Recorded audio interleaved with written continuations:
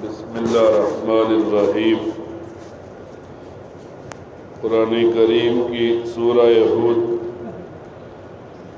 ہود کے اندر ایک تو حضرت ہود اور ان کی قوم کا ذکر ہے، اور ساتھ میں دنیا کے انسانوں کو اطلاع دی جا رہی ہے کہ کچھ لوگ دنیا میں آتے ہیں تو صرف دنیا بنانے میں لگ جاتے ہیں۔ اب یہ دنیا بناتے بناتے یہاں تک کہ دنیا سے چلے جاتے ہیں اور آخرت کے لیے کوئی ذخیرہ نہیں کرتے، تو یہ ناکام لوگ ہوتے ہیں۔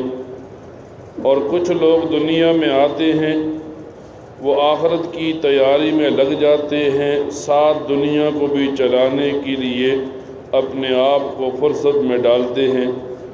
تو اب فرمایا یہ وہ لوگ ہیں جنہیں دنیا و آخرت کے اعتبار سے کامیاب کہا جاتا ہے۔ پھر مفسرین لکھتے ہیں کہ ایک مسلمان کو دنیا میں بھیجا تو آخرت کی تیاری کے لیے گیا تھا، ہاں کچھ نہ کچھ جب وہ دنیا میں رہتا ہے تو دنیا کے لیے بھی تیاری کرے گا۔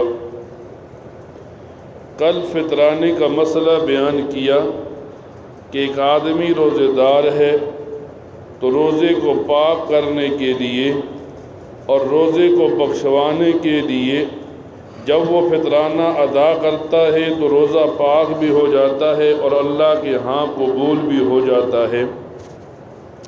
لیکن فقہاء لکھتے ہیں، حدیث کی کتابوں میں آتا ہے، ایک گھر میں 5 افراد تھے، ایک والد تھا، ایک والدہ تھی، 3 بچے تھے۔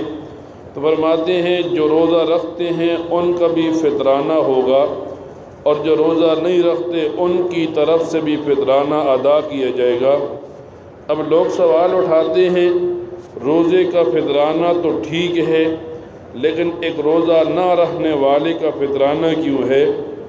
تو فقہاء لکھتے ہیں یہ جو فطرانہ ادا کیا جائے گا اس کو ان بچوں کا صدقہ سمجھ کر ادا کیا جائے گا کہ اس کی وجہ سے اللہ تعالیٰ ان سے مصیبتوں کو، بیماریوں کو دور کرتا ہے۔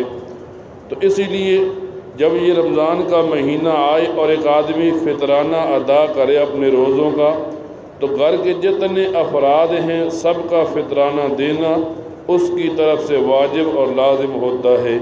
اللہ عمل کی توفیق عطا فرمائے، آمین۔ الحمدللہ رب العالمین، آمین۔